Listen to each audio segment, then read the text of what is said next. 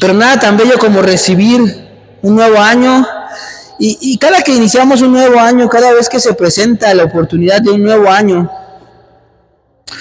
hay muchos que iniciamos este año o desde la cena de fin de año estamos entusiasmados de lo que va a suceder.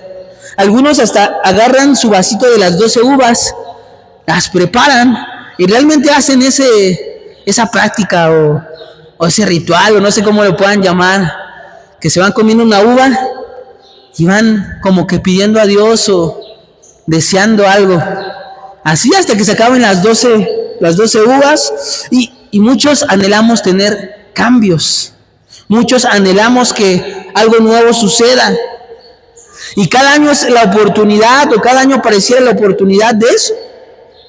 Y vemos a muchas personas, gurús de las finanzas, empresarios, coach de motivación, pastores, que se ponen a dar o ponen a anunciar la clave para un mejor 2025. Los 3 pasos para un mejor 2025. O los hábitos que tienes que cambiar para este 2025. Y sin duda, hay buenos hábitos que este nuevo año podemos adaptar y que nos van a ayudar. Sin duda, hay consejos que podemos recibir y que ciertamente nos pueden ayudar. Porque lo que realmente hace el cambio en un nuevo año no son las 12 uvas que nos comimos ese día en la noche. Lo que realmente es el cambio en un nuevo año no es cuántos libros podamos llegar a leer, no es cuántos consejos de esos gurús podamos llegar a escuchar, sino realmente lo que va a hacer que un año cambie ni siquiera es el inicio de un nuevo año. Lo que va a hacer que un año cambie es la presencia de Dios en nuestras vidas. Es el único que va a hacer cambios permanentes, porque un año con éxito es el año en el cual tú permites que Dios obre en tu vida. Es el año en el cual hay cambios, pero hay 2 formas de nosotros tener cambios. La primera forma en la cual tú y yo podemos tener cambios es cuando los buscamos. Intencionalmente buscamos hacer ejercicio, intencionalmente buscamos leer un nuevo libro, intencionalmente buscamos tener un nuevo hábito. Esa es la primera forma. Intencionalmente buscamos el cambio. ¿Y qué crees? Cosas cambian y cosas sí suceden de esa manera. Pero yo te quiero hoy compartir una forma diferente. Tal vez años atrás has buscado en tus fuerzas hacer cambios. Años atrás has buscado en tus fuerzas leer algo nuevo. Pero lo mejor que podemos hacer es experimentar cambios en nuestras vidas, no porque nuestras fuerzas lo buscamos, sino porque buscamos la presencia de Dios. Y la presencia de Dios es la que nos lleva a los cambios que necesitamos. No sé si tú me estás entendiendo. Hay 2 formas. Una es en tus fuerzas, pero la otra forma en la cual podemos obtener esos cambios, ese nuevo y mejor 2025, es buscando la presencia de Dios y que Él transforme nuestras vidas. Porque cuando nuestras vidas sean transformadas, es cuando realmente vamos a vivir un diferente año. Y no solamente un diferente 2025. Sino tal vez sentar las bases de un mejor 2026, de un mejor 2027. Pero no sé si me voy a explicar, iglesia. Hay esas 2 formas, en tus fuerzas o buscando la presencia de Dios y dejar que Él haga los cambios. Hay esas 2 formas. Las 2 funcionan, pero una tiene un impacto momentáneo, que es en nuestras fuerzas, y la otra tiene un impacto eterno. Un impacto eterno. Cuando Jesús tuvo que dar una fórmula, imagínense que en este momento estuviera Jesús y Él tuviera que decir algo para que nuestro año fuera mejor. En su tiempo, Él nos dio una gran enseñanza que no solamente ayudaría a que el año fuera mejor, sino ayudaría a que nuestras vidas fueran diferentes, porque hay momentos en los cuales iniciamos este año con mucho entusiasmo, con mucha alegría. Pero comienza a pasar el segundo mes y de repente ese entusiasmo con el cual arrancamos se comienza a frenar, porque comenzamos a ver los retos, comenzamos a ver las dificultades, comenzamos a ver los problemas. Y luego llega el tercer mes o el cuarto mes y seguimos viendo esos problemas, esas dificultades, y con esa chispa o esa energía que iniciábamos el año, de repente nos vemos al espejo y decimos, ¿y qué pasó?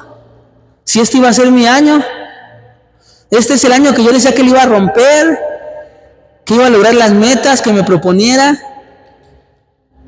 Pero Jesús nos da una enseñanza clave para nosotros poder no solamente soportar este año, sino crecer durante este año, experimentar cambios durante este año.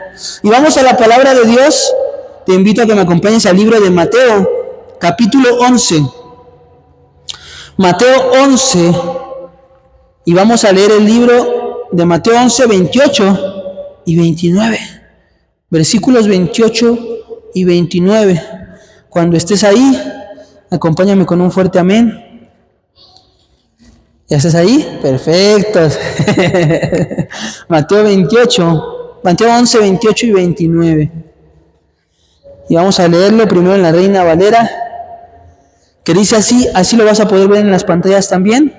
Dice, venid a mí todos los que estáis trabajados y cargados. ¿Y qué dice ahí? Y yo os haré descansar. ¿Cuántos hemos experimentado esos momentos en los cuales ya nos sentimos cansados, nos sentimos abatidos? Pero aquí nos dice Jesús, venid a mí todos los que estáis trabajados y cargados y yo los haré descansar. Pero fíjense lo que dice enseguida, llevad mi yugo sobre vosotros. Aquí viene algo clave. Vean lo que dice aquí. Y aprended de mí, que soy, ¿qué dice? Manso y humilde. Dos cosas me está diciendo aquí Jesús. No te está diciendo aprended de mí, que tengo los mejores tips financieros. Aprended de mí, que tengo la gran iglesia. Aprended de mí, que tengo el título del título. Dice, aprended de mí. Fíjate cómo es Jesús, que soy manso y humilde. Dos consejos dio, manso y humilde. Y el que tienes al lado, manso y humilde, manso y humilde, de corazón. ¿Y qué dice ahí al final? Y hallaréis descanso para vuestras almas. Mansos y humildes, y hallaremos descanso para nuestras almas. Ve cómo dice en la PDT, ve cómo dice en la palabra de Dios para todos. Vengan a mí los que estén cansados y agobiados, que yo los haré descansar. Acepten mi enseñanza y aprendan de mí, que soy, allá no dice manso, ¿ya ven cómo dice ahí? Paciente y humilde. Paciente y humilde. Conmigo encontrarán descanso. Mi enseñanza es agradable y mi carga es fácil de llevar. Y si yo te puedo dar una palabra para arrancar este año, y que no solamente aplica para este año, sino que aplica para los años venideros, que es una enseñanza que tú puedes abrazar, sería: busca la presencia de Dios. Ante toda cosa, busca la presencia de Dios. Ante cualquier adversidad, busca la presencia de Dios. Para cualquier respuesta, busca la presencia de Dios. Para caminar correctamente, busca la presencia de Dios. Dice aquí, vengan a mí. Jesús está haciendo la invitación, ven a mí. Aquellos que están cansados y agobiados, ven a mí cuando sientas que no puedes más, que yo te haré descansar. En su presencia descubriremos nuestra verdadera grandeza, que no reside de un título. Nuestra verdadera grandeza no reside de qué tantos versículos te sepas de memoria. Nuestra verdadera grandeza no reside de hasta qué año hayas cursado, de cuánto dinero tengas. Nuestra verdadera grandeza no reside tampoco de los años, de experiencia o años de edad, sino en nuestra grandeza, escúchame bien, reside de vivir en la presencia de Dios. Vivir en la presencia de Dios. Ahí es donde se encuentra nuestra grandeza. Checa esta frase que te quiero compartir esta mañana. Dice así: la grandeza no reside en ver a todos pequeños. ¿Cuántos se sienten grandes por ver a los demás pequeños? Van por ahí, van viendo a la gente con menosprecio. Están en un lugar y hacen menos a las personas. La grandeza no reside en ver a todos pequeños. La verdadera grandeza consiste en llevar a otros a que descubran el gran Dios que les respalda. Esa es la verdadera grandeza, cuando tú y yo llevamos a otros a conectarse con Dios, a saber que Dios es quien les respalda. Y si tú y yo tenemos a Dios de nuestro respaldo, ¿qué más grandeza queremos? Si tenemos el respaldo del más grande, del más fuerte, del que todo lo puede, del que todo lo hace, del que ya sabe tu porvenir, del que ya te conoce. Por eso la verdadera grandeza no es ver pequeños a los demás, sino presentarles a otros al Dios grande que les respalda. Amén. Y el título del mensaje que te quiero compartir en este día es: la presencia de Dios está con los humildes. La presencia de Dios está con los humildes. Dile que tienes al lado: tienes que ser más humilde. Tienes que ser más humilde. Y es algo con lo cual todos vamos a lidiar, con la falta de humildad,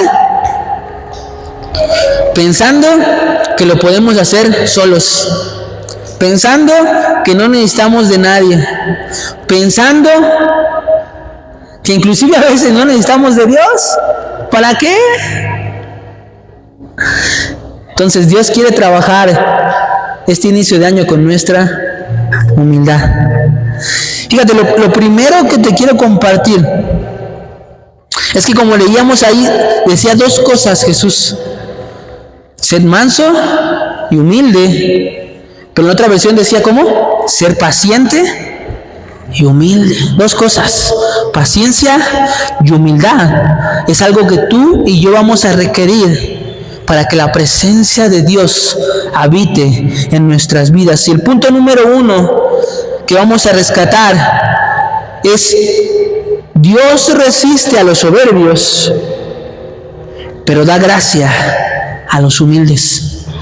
Dios se aparta de aquellos que se sienten superiores a otros. Dios se aparta de aquellos que creen que pueden hacer todo en sus fuerzas. Pero Él está y da gracia a los humildes. Porque fíjate muy bien, este año, escúchalo bien, este año, por la presencia de Dios, por la humildad en la cual camines, se te van a abrir oportunidades que personas que tienen más habilidades, más recursos, más influencia, se te van a abrir a ti. No por ese recurso, no por esa influencia, sino porque estás caminando humilde. ¿Y qué dice? Y la humildad precede a la gracia de Dios. Entonces, cuando tú y yo caminamos en humildad, cuando tú y yo caminamos con la presencia de Dios, hay ocasiones en las cuales no vamos a necesitar dinero en nuestro bolsillo, porque Dios va a proveer de maneras inexplicables. Hay puertas que hombres van a estar buscando abrir, pero que a ti y a mí se nos van a abrir, porque la gracia de Dios está con los humildes. Hay oportunidades que muchos van a desear, pero que Dios nos va a abrir, porque buscamos caminar en humildad. Dios da gracia a los humildes. Libro de Santiago, capítulo 4, versículo 6 dice: Dios da gracia Dios resiste a los soberbios y da gracia a los humildes. Dios resiste a los soberbios, pero da gracia a los humildes. Santiago 4:6. Dios no se agrada del orgullo, porque el orgullo, más que acercarnos a su presencia, nos aleja de Él. El orgullo es pensar que todo lo podemos hacer en nuestras fuerzas. Es pensar que no necesitamos a Dios para nuestro diario vivir. ¿Cuántas veces ese orgullo nos ha cerrado amistades? ¿Cuántas veces el orgullo ha roto relaciones? Es que yo no necesito de ti, yo lo puedo. En esta generación de mujeres empoderadas, es que no necesito de ti, yo lo puedo hacer. Yo también tengo la capacidad. Ay.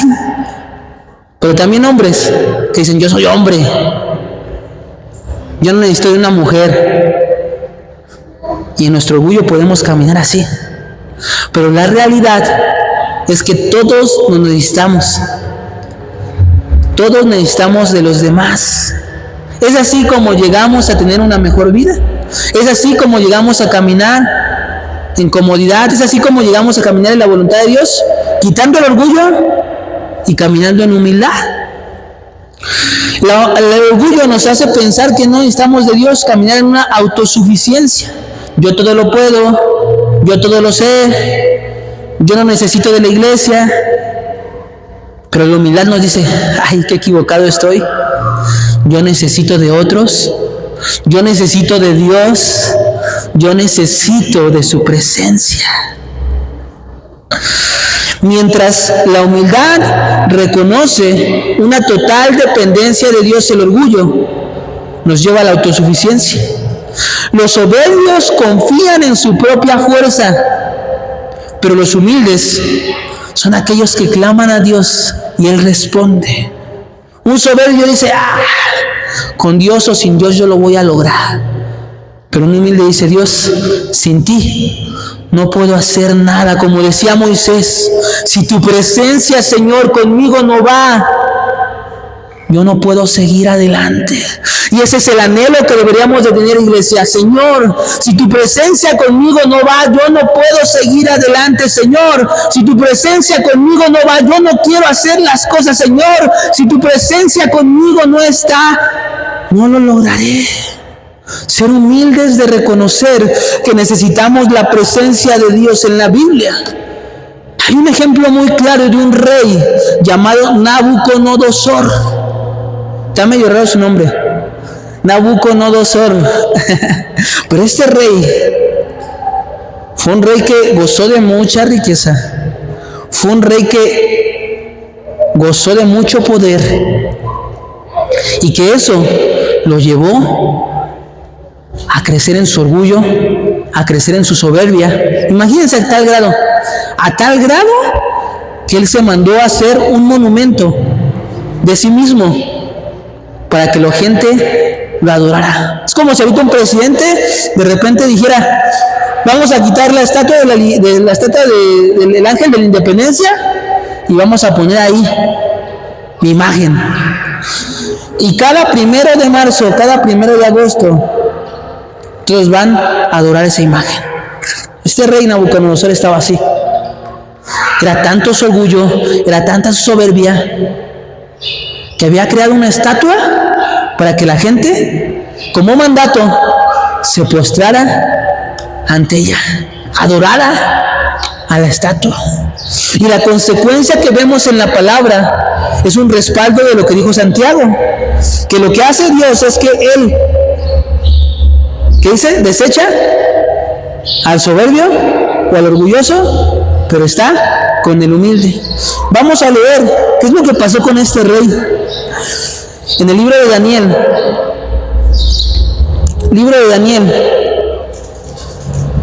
vamos a leer el libro de Daniel, capítulo 4, versículo 28. Daniel 4, 28 al 37. Acompáñame allá a leer, dice: Todo esto llegó al rey Nabucodonosor. 12 meses después, el rey paseaba en el palacio de Babilonia. Y vean lo que dijo: ¿no es esta la gran Babilonia que yo mismo edifiqué para residencia real, con la fuerza de mi poder, para el resplandor de mi majestad? Aún estaban estas palabras en la boca del rey. Si te das cuenta, todo estaba en: yo lo hice, yo lo puedo, lo que yo realicé. Dice: cuando una voz del cielo se escuchó y dijo: Rey Nabucodonosor, a ti se te habla, el reino te es quitado. Serás apartado de los hombres y tu morada será con las bestias del campo. Te apacentarán como a los bueyes. 7 tiempos pasarán sobre ti, o 7 años, hasta que reconozcas que el Altísimo gobierna en el reino de los hombres y lo da, ¿qué dice? A quien le place. Dios es quien pone a los gobernantes como a Él le place. Dios pone a los líderes como a Él le place. Pero llega un momento en el que la soberbia, la arrogancia, el orgullo crece, y así como Dios los puso, los quita. Continuamos leyendo cómo lo quitó. Dice: en la misma hora se cumplió la palabra sobre Nabucodonosor y fue apartado de entre los hombres. Comía hierba como los bueyes, su cuerpo se mojaba con el rocío del cielo, hasta que su pelo creció como plumas de águila y sus uñas como las de las aves. Luego dice: pero al fin del tiempo, pasando los 7 años que él tuvo que vivir así, después de estar en el palacio, con toda la riqueza, con sirvientes, se fue a vivir así. Pasaron 7 años y dice: pero al fin del tiempo, yo, Nabucodonosor, alcé mis ojos al cielo y mi razón fue devuelta. Entonces bendice al Altísimo, alábale y glorifícale al que vive para siempre, cuyo dominio es siempre eterno, y su reino por todas las edades. Todos los habitantes de la tierra son considerados como nada. Él hace lo que quiere en la hueste del cielo y los habitantes de la tierra. No hay quien detenga su mano y le pregunte: ¿qué haces? En el mismo tiempo me fue de vuelta mi razón y la majestad de mi reino. Mi dignidad y mi grandeza volvieron a mí. Y mis consejeros y mis nobles comenzaron a buscarme. Fui restablecido en soberanía y me fue añadida una extraordinaria grandeza. Ahora yo, Nabucodonosor, alabo, engrandezco y glorifico al Rey del cielo, porque todas sus obras son verdaderas y sus caminos justos.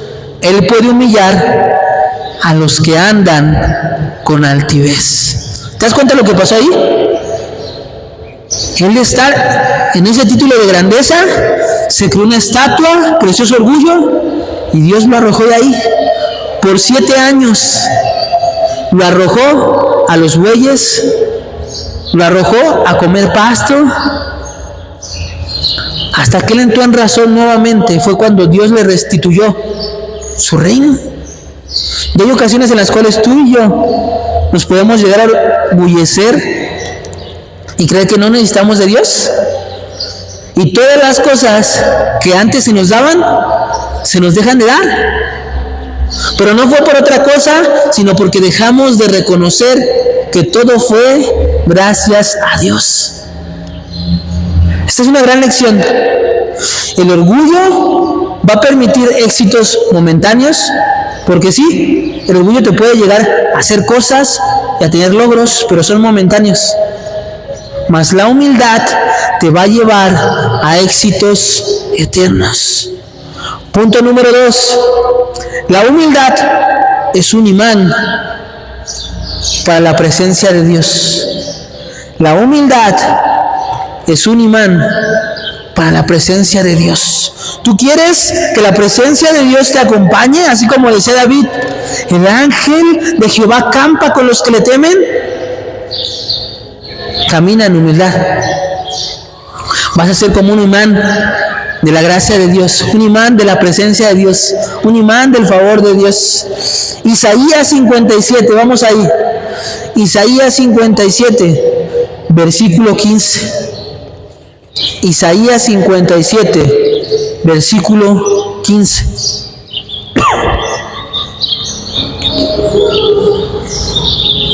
Dice así: porque así dice el alto y sublime, el que habita la eternidad y cuyo nombre es santo.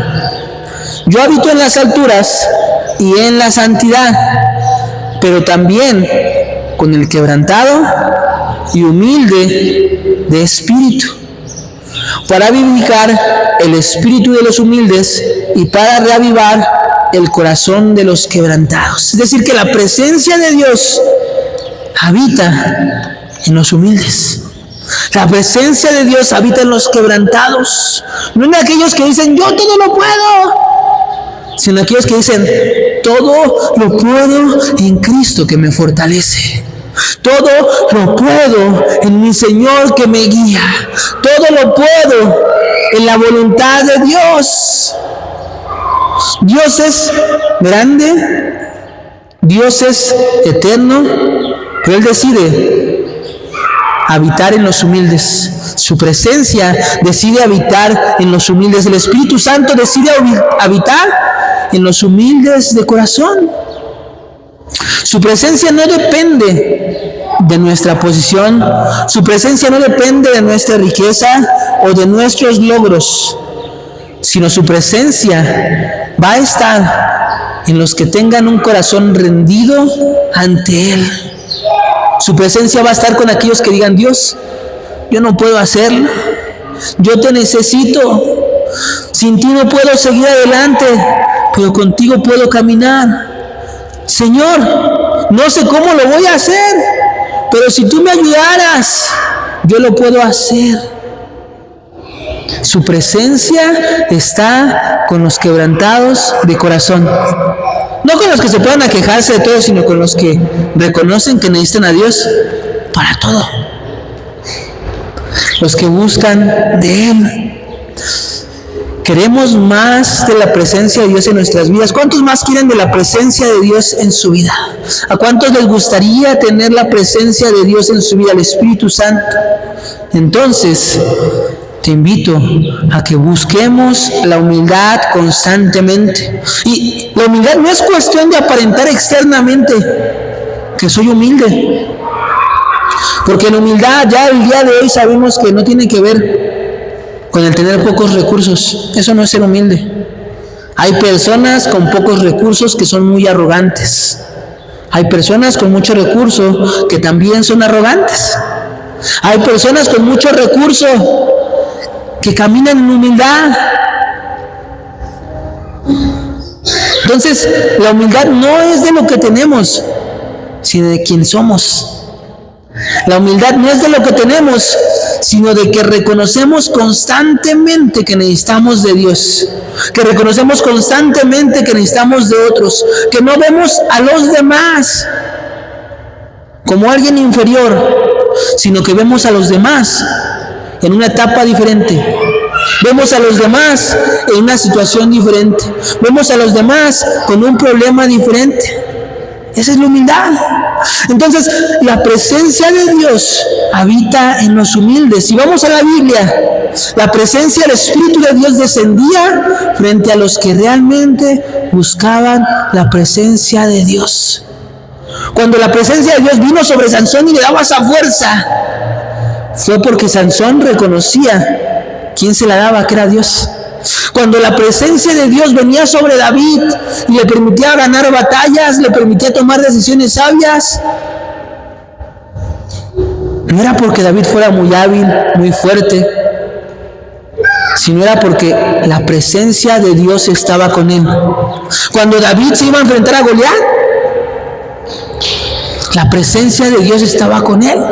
Él no tenía la mejor arma, él no era el mejor guerrero, pero él decía: incircunciso, ¿cómo te atreves a burlarte de mi Dios? Tú vienes con espada y jabalina, pero decía David: yo vengo con la presencia del Todopoderoso. Es la presencia del Todopoderoso la que te va a llevar a vencer a los grandes gigantes en este año. Es la presencia del Todopoderoso la que te va a mantener a flote en este año. Es la presencia del Todopoderoso la que te va a guiar, la que te va a abrir puertas, la que te va a dar la corona de victoria. Es la presencia de Dios la que le ha dado gracia a hombres y mujeres, y la que te quiere dar gracia a ti y a mí. La presencia de Dios en nuestras vidas. Punto número 3, para ir cerrando este mensaje. Punto número 3, Jesús, el mayor ejemplo de humildad. O Jesús, el perfecto ejemplo de humildad. Él es el perfecto ejemplo de humildad. Si tú quieres ver a alguien humilde en la Biblia, vas a poder ver a un Moisés que era humilde y que reconocía que sin Dios no era nada. ¿Cómo decía él? Si tu presencia conmigo no va, si tu presencia conmigo no va. O un David que decía, cuando la regó: quítame todo, pero no apartes de mí tu presencia.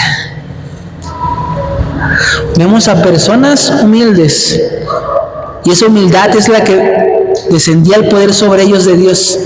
Pero no vemos a nadie como Jesús. Por eso Jesús operaba en tanto poder. Hay dos personajes en la Biblia que operan en mucho poder. El primero de ellos, Jesús. El segundo, que obraba en mucho poder, era Moisés. No había hombre como Moisés que operara en señales y prodigios. ¿Se acuerdan cómo Moisés levantaba una vara y qué pasaba? El mar se abría. La presencia de Dios estaba con él, el poder de Dios estaba con él. Tocaba una piedra y ¿qué sucedía? Brotaba agua de esa piedra. Oraba al Señor y ¿cuántas plagas venían? Venían las plagas. Había poder en Moisés. Pero no era porque Moisés fuera la gran persona, sino porque era humilde. Caminaba reconociendo a Dios. Jesús sanaba enfermos. Jesús multiplicó el pan y los peces. Operaba en poder, pero era por su humildad. Regresamos al texto base. Mateo 11:29 decía: aprended de mí, que soy manso y humilde de corazón, y hallaréis descanso para vuestras almas. Jesús nos mostró cómo es la verdadera humildad. Él, a pesar de ser Dios, se despojó de su gloria para venir como hombre y servir a los demás. Él se despojó de su gloria, su grandeza, y vino a servirnos y vino a dar su vida por ti y por mí. Fue el mayor ejemplo de humildad. Jesús, dice en Filipenses, se humilló hasta la muerte, y por eso Dios lo exaltó sobre todo hombre. No va a haber un hombre tan recordado y tan exaltado como Jesús, porque Él se despojó de su gloria y vino a dar la vida por ti y por mí. Si queremos la presencia de Dios en nuestras vidas, si tú quieres que la presencia de Dios te acompañe, debemos seguir el ejemplo de Jesús. Vivir con mansedumbre, servir a los demás y siempre buscar la voluntad de Dios. No lo que yo quiero, no lo que me gustaría, sino buscar la voluntad de Dios. Entonces hoy podemos entender, iglesia, que la humildad no es debilidad, sino es reconocer que sin Dios no somos nada. Si hay orgullo, si hay autosuficiencia, te invito a que el día de hoy se los entregues a Él. Busca vivir una vida de humildad. Sigamos el ejemplo de Jesús y verás cómo su presencia llena cada una de las áreas de tu vida. Iglesia, te invito a que te pongas de pie.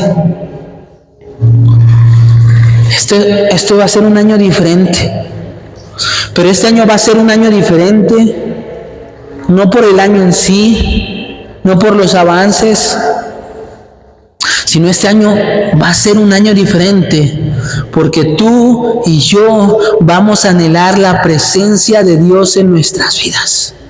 Porque tú y yo vamos a tener la presencia de Dios en nuestras vidas. Y esa presencia de Dios es la que va a traer el recurso. Esa presencia de Dios es la que va a abrir las puertas. Esa presencia de Dios es la que va a cerrar las puertas que no vienen de Él. Esa presencia de Dios es la que va a traer descanso en los momentos de aflicción. Pero es la presencia de Dios en nuestras vidas la que va a marcar la diferencia en este año. Así que yo te quiero invitar a que puedas pasar aquí al frente. Puedes pasar aquí al frente. Acércate aquí, vamos a orar juntos. Acércate aquí. Vamos a orar. Vamos a levantar nuestras manos al Señor. Te invito a que puedas levantar tus manos al Señor. Y que en este primer domingo podamos juntos orar como iglesia. Podamos decirle a Dios: Dios, llévate todo orgullo. Dile con tus palabras, así como lo sientas. Dios, quita todo orgullo, quita toda autodependencia, quita todo aquello que me aleja de tu presencia. Dile con tus palabras: Señor, anhelo tu presencia. Señor, hazme una persona más humilde. Señor, te necesito este año. Señor, te necesito todos los días para seguir adelante.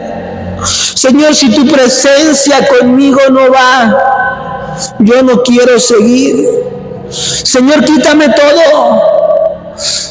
Quítame aquello que me gusta, pero que me hace mal. Señor, quítame aquello por lo cual he luchado, pero que no es tu voluntad. Señor, quítame todo, pero no me quites tu presencia. Dile: Señor, no me quites tu presencia. Señor, anhelo tu presencia. Señor, dame de tu presencia en mi vida. Ahí con tus manos levantadas, ora al Señor. Su presencia está aquí. Su presencia está tocando los corazones. Su presencia está obrando en este día. Su presencia va a ser un cambio. Y a partir de hoy, su presencia la vas a sentir como no la habías sentido días pasados. Te vas a levantar y vas a levantarte porque Dios te dio un sueño. Te vas a levantar y vas a levantarte con nuevas fuerzas. No motivado por lo que va a pasar, sino motivado por su presencia. Señor Padre bendito, Padre amado, te pido que tu presencia Espíritu Santo, descienda sobre todos los que estamos aquí anhelando un toque fresco de tu presencia, anhelando de ti, Señor, que tú puedas, Señor, darnos fortaleza, que tú puedas, Señor, obrar milagros y maravillas en nosotros, Padre.